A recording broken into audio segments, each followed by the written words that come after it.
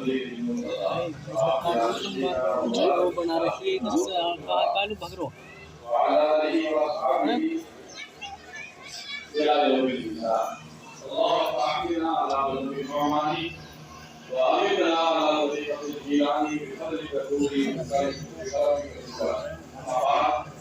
أعوذ بالله من الشيطان الرجيم بسم الله الرحمن الرحيم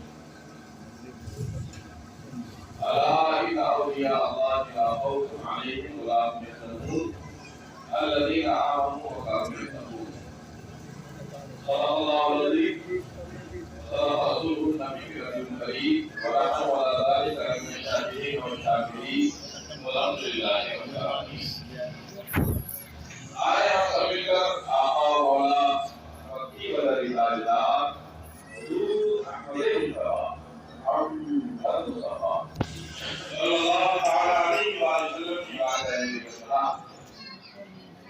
جھوم جھوم کر حضور شریف کا نظر پیش کریں پڑھیں اللہم صلی علی سیدنا مولانا محمد وآلہ وسلم وسلام علیہ یا رسول اللہ صلی علیہ یا حبیب اللہ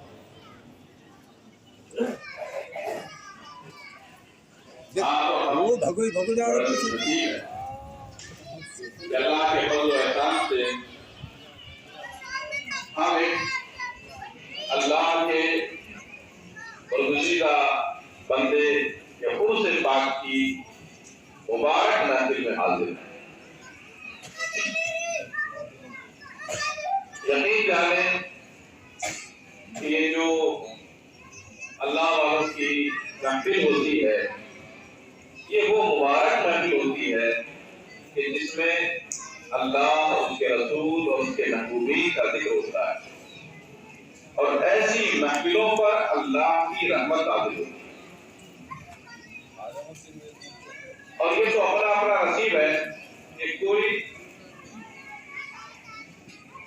اس بات محفل میں حاضر ہے تو کوئی معاذ اللہ رب العالمین تاش کے پتوں میں مگن ہے آج ہماری قوم کا ایک بہت بڑا المیہ ہے کہ جو بچے بالغ نہیں ہیں وہ بھی جوا میں پڑے ہوئے ہیں اور جو بچے نہیں ہیں بلکہ بچوں کے باپ ہیں وہ بھی کوڑی پہ بیٹھ کر کے تاش کھیل رہے ہیں آپ عشاء کے بعد 1 گھنٹے کا پروگرام میراث شریف کا کریں اس میں لوگ نہیں آتے لیکن ابھی آپ دیکھیں تو کرکٹ دیکھنے والوں کا ایک ہجوم جس وقت بھی وہ آئے کتنی باندھ کے دیکھتے ہیں چاہے 4 گھنٹہ دیکھنا پڑے چاہے 5 گھنٹہ دیکھنا پڑے تو یہ ہماری دین سے بے رغبتی کا نتیجہ ہے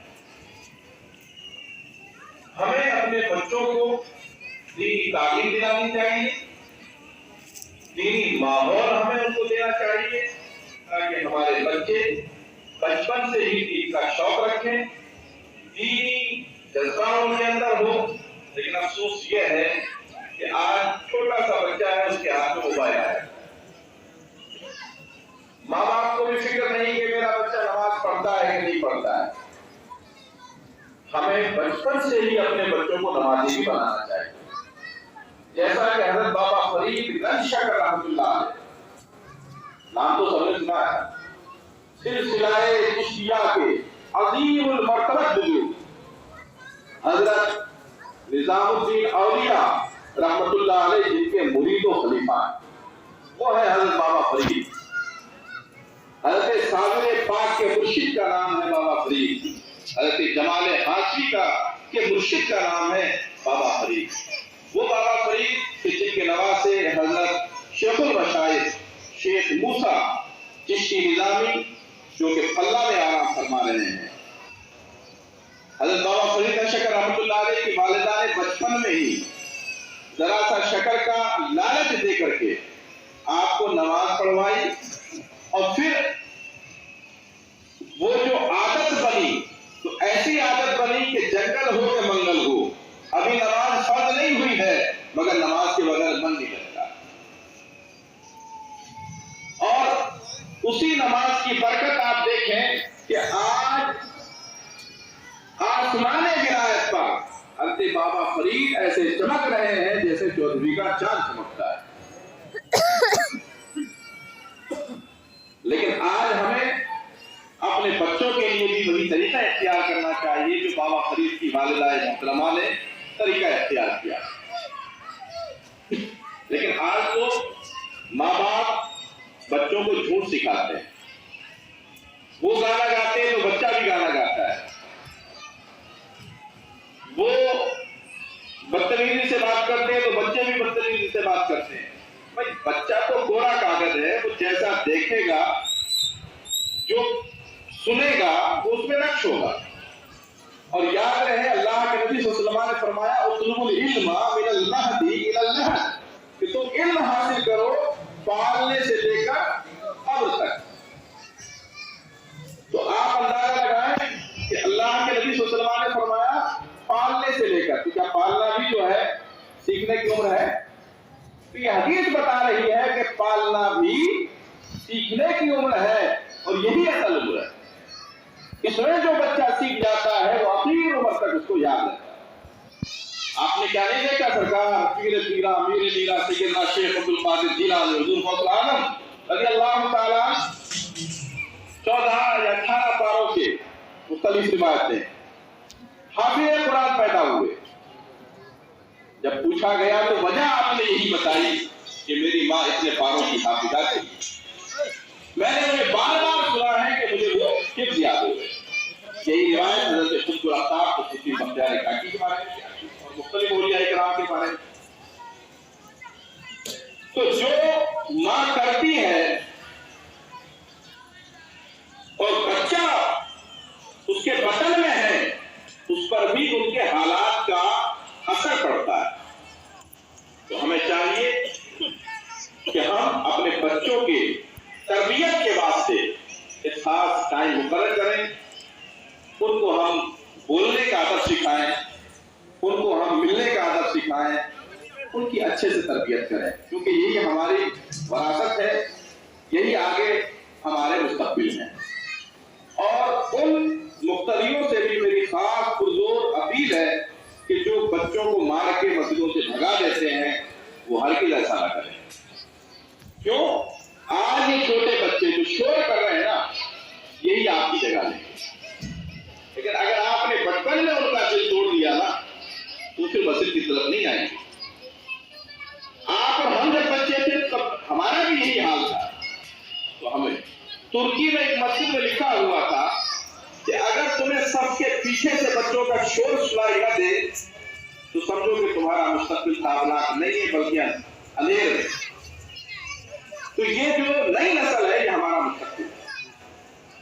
इनको हमें दुनियावी और दीनी दोनों तालीमों से आरास्ता करना है, असली तालीम से भी और दीनी तालीम से भी। और मकसद हमारा, चाहे आप दुनियावी तालीम दिलाएं चाहे दीनी तालीम दिलाएं, मकसद एक होना चाहिए कि हमारा बच्चा इस्लाम का सच्चा खादिम है। वो जिस महकमे में रहे, जिस डिपार्टमेंट में रहे, जिस इलाके में रहे, इस्लाम का प्रचार करता हो। ये कब होगा? जब बचपन में आपने इमाम साहब के पास अपने बच्चे को भेजा होगा, दीनी तालीम सिखाई होगी। ये आज मेवात के अंदर जो दीनी और दुनियावी तालीम का रवाज आम हुआ, ये इसी खानदान की देन है जहां आप और हम आते हैं। तारीख बेव सदरी के मुसन्निफ मौलवी अब्दुल शकूर ने बरमला इसका इतराफ किया है कि दीनी हो या दुनियावी तालीम हो, मेवात में जो आज दीनी और दुनियावी तालीम पाई जाती है ये राजशाही खानदान ने इसकी बुनियाद डाली है। दारुल देवबंद से पहला दारुल यहाँ मौजूद था, यहाँ पढ़ाई होती थी।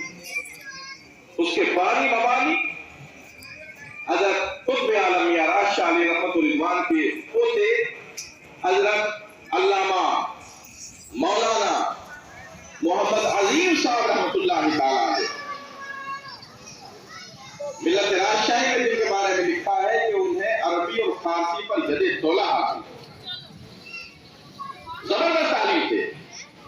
और आलम इस्लाम का मशहूर मदरसा इस्लामिया अरबिया अंदर कोट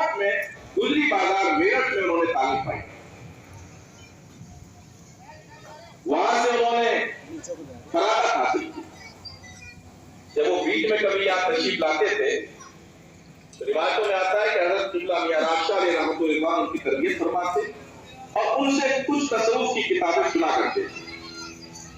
ایک دفعہ بخاری شریف حضرت مولانا محمد عظیم صاحب پڑھ رہے ہیں، آپ فرماتے ہیں کہ تم آگے پڑھو۔ مولوی محمد عظیم عرض کرتے ہیں بابا جان سمجھ میں آیا؟ کہ مجھے سمجھ میں سب کچھ آ رہا ہے، تم پڑھتے چلے جاؤ۔ انہوں نے سوچا کہ شاید ویسے ہی کہہ رہے ہیں، تو بیچ میں ایک ایسی حدیث جس کی تشریح بڑی مشکل تھی رک کر کے پوچھا بابا اس کا مطلب کیا ہے؟ تو حضرت مولانا محمد عظیم فرماتے ہیں کہ بابا نے جب بیان کرنا شروع کیا سرکار قطب عالم میاں راز شاہ نے، تو فرماتے ہیں کہ ایسی تشریح میں نے کسی عالم سے بھی نہیں سنی۔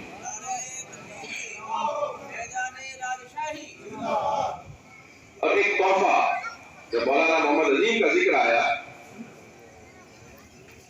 تو مولانا محمد عظیم صاحب رحمۃ اللہ علیہ وہ بزرگ ہیں کہ میوات کے لیے جنہوں نے زبردست کام کیا، میوات کے لیے انجمن ترقی میوات کے نام سے آپ نے ایک تحریک قائم کی جس میں پورے میوات کے لوگوں کو شامل کیا گیا، اور اسی بینر تلے آپ نے ایک رسالہ چھاپا، خود تیار کر کے اس کو شائع کیا، گھر گھر پہنچایا، جس کے اندر جو ہماری میرے قوم کے اندر جو خرافات ہیں ان کا رد کیا اور ان سے بچنے کی گہار لگائی۔ کاش وہ رسالہ کہیں سے دستیاب ہو، آپ لوگ دعا کریں۔ اس کا ذکر جو ہے ایک 1920 میں ایک رسالہ نکلا کرتا تھا، اس کے اندر اس کا ذکر موجود ہے، اور اس کا یہ بھی موجود ہے کہ وہ گھر گھر پہنچایا گیا، وہ شائع ہوا ہے۔ تو آپ اندازہ لگائیں میں کتنی فکر تھی۔ ایک زمانہ وہ تھا کہ جاہلیت کا دور تھا، یہاں پر سب سے پہلے مبلغ 200 سال پہلے جو نکلے وہ حضرت قطب عالم میاں راز شاہ رحمۃ اللہ علیہ کے والد محترم مولانا محمد عبدالسمیع صاحب رحمۃ اللہ علیہ۔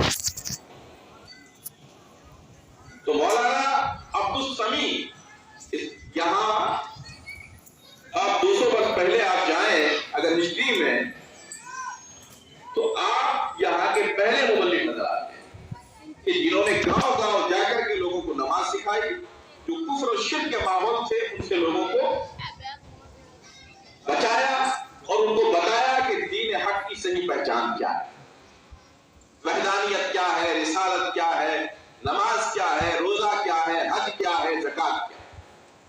اور اس کو ہم نے نہیں بلکہ مورخ چاہے وہ کسی بھی مکتبہ فکر کا رہا ہو، اس نے بھی اس کا برملا اعتراف کیا۔ آج ہم قطب عالم حضرت میاں راز شاہ رحمۃ اللہ علیہ کے 139ویں عرس میں حاضر ہیں۔ میں آپ سے گزارش کروں گا کہ ان کے پوتے نے جو آج سے 100 سال پہلے تقریباً 1920 کے رسالے میں لکھا ہے کہ وہ چھپ کر کے شائع ہو چکی تھی، تو آپ اندازہ لگائیں 100 سال تو ہو گیا نا، 100 سال سے زیادہ ہو گیا۔ تو 103 سال پہلے جو حضرت مولانا محمد عظیم صاحب رحمۃ اللہ علیہ نے ایک شروعات کی تھی کہ جو میرو قوم کے اندر، جو میوات میں بسنے والی قوموں کے اندر جو غلط رواج ہیں شادی کے تعلق سے، گوزنات کے تعلق سے، برادری لیول کے تعلق سے، ان کا انہوں نے بائیکاٹ کیا، رد کیا، اور لوگوں کو بڑے اچھے انداز میں سمجھایا اور ان چیزوں سے بچ کر کے دین حق کے راستے پر چلنے کی دعوت دی تھی۔ میں آپ سے گزارش کروں گا کہ ہم جتنے بھی ایسے رسومات ہیں ان سب کو ہم بالائے طاق رکھیں، اور آپ سب سے پہلے یہ کہتے ہیں کہ ہم مسلمان ہیں۔ کیوں؟ آج تو اگر گود ناک کا معاملہ ہو جائے تو کہتے صاحب الٹا پانی نہیں چلے گا۔ آپ حضرات سمجھدار آدمی ہیں، اللہ کے نبی سے بڑھ کر ہمارے لیے کون ہے؟ جب حضرت مولا علی اور حضرت فاطمہ کی شادی اسلام میں ہے، اس سے بڑھ کر کوئی ثبوت ہے؟ کیا گود ناک ہے؟ یہ سب ہندوانہ رسم و رواج کا اثر ہے جو آج تک چلا رہا ہے۔ اس کو ختم کرنے کی ضرورت ہے۔ اسلام نے جن سے نکاح حرام کیا ہے ان کے علاوہ سب سے جائز، چاہے وہ آپ کی برادری کا ہو، چاہے وہ آپ کا بھتیجا حصوں کا ہو۔ جو جن سے نکاح حرام ہے وہ متعین ہے کہ ان سے آپ نکاح نہیں کر سکتے، یا پھر جس کو دودھ پلا دیا گیا ہو، باقی اس کے علاوہ سب، چاہے وہ آپ کا رشتہ دار ہو، کسی اور قوم کا ہو، سب سے آپ کا رشتہ جائے، بس کفو ہونا چاہیے۔ اس کو دیکھ کر کے آپ جو کفو والا معاملہ ہے وہ اسلام میں ہے، باقی آپ یہ گود نام کے چکر میں بالکل نہ پڑیں۔ اور ایک چیز اور، ایک تو نہ کرنا، آپ نہ کریں لیکن اس کو ناجائز سمجھا جاتا ہے، اگر کسی نے کر دیا اس کو برا سمجھا جاتا ہے، اگر اس کو برا سمجھا تو ایمان سے کم سے کم آپ اپنا عقیدہ یہ رکھیں کہ یہ سب جائز ہے، ہم نہیں کرتے، ہماری